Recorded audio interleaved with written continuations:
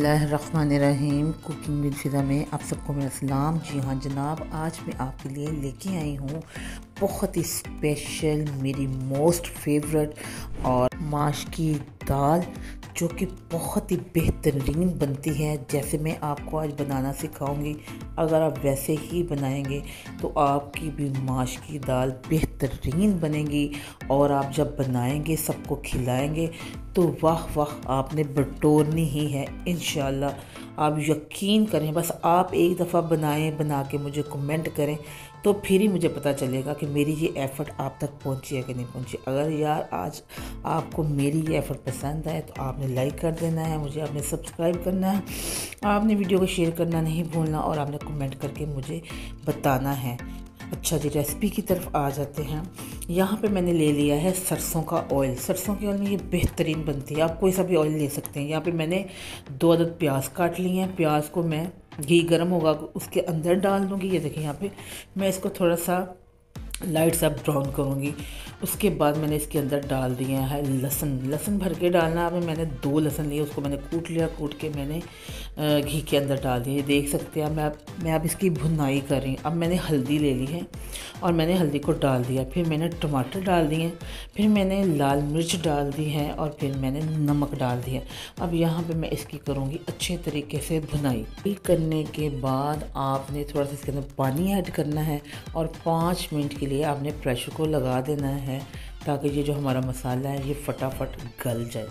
ताकि हम चाहें तो प्रेशर के बगैर भी मसाले को गला सकते हैं, कि ऐसे हमें सारा करना है। ब्राउन करके लहसुन डाल देना, टमाटर डालना, नमक मिर्च हल्दी अब मैं डाल देंगे, ऊपर हमें प्लेट रख देनी। और यहाँ पे मैं प्रेशर लगा दूँगी 5 मिनट का। उतनी देर मैं आपको दाल को दिखा रही हूँ। उसको मैंने सारी रात भिगोया है, और ये इसका है। आपने भी सारी रात भिगो के रखें।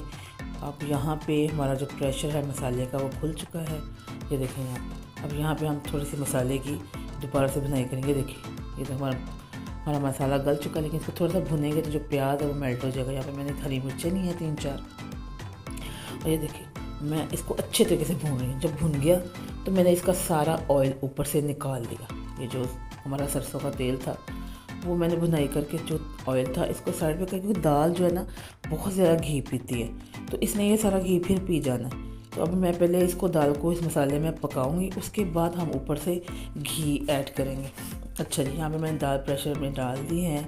यहाँ पे मैं अच्छे तरीके से इसको मिक्स करूँगी, कोई आधा 1 सेकंड के लिए मैं इसको भूनूँगी। ये देखिए, और उसके बाद फिर मैं इसमें पानी ऐड कर दूँगी। ये देखिए मैंने पानी ऐड कर दिया।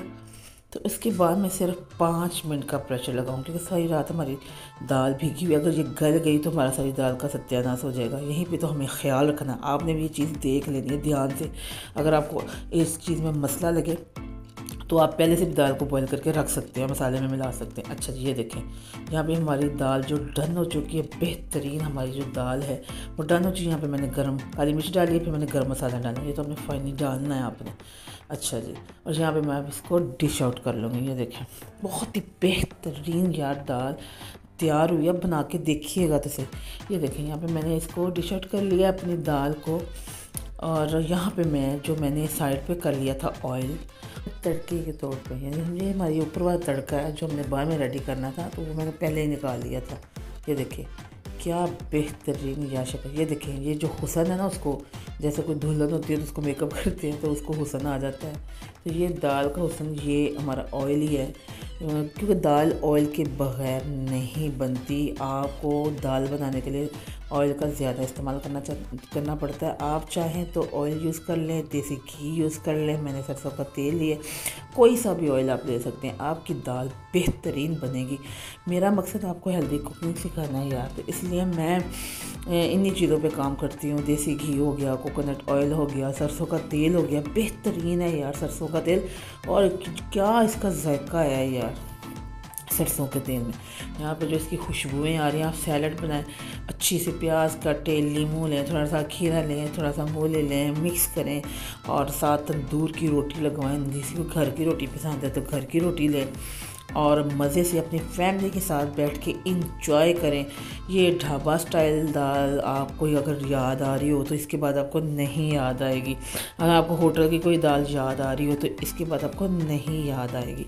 आप जिसको भी खिलाएंगे या आप तारीफ़ें बटोरेंगे, ये मेरी आपको गारंटी। आप यहाँ पे इसकी थिकनेस देख लें, इसका फ्लेवर देख लें, इसकी खुशबुएँ जो निकल के यहाँ पे आ रही हैं, मैं आपको बता रही हूँ तो आपको भी आ रही होंगी।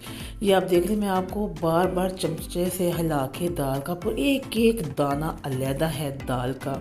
मजाल है कि ये कोई दाल ऐसे हो कि भाई गल गई है सारी। तो इसी चीज़ का आपने दाल में ख्याल रखना है। अपना ख्याल रखिएगा। अल्लाह हाफिज़।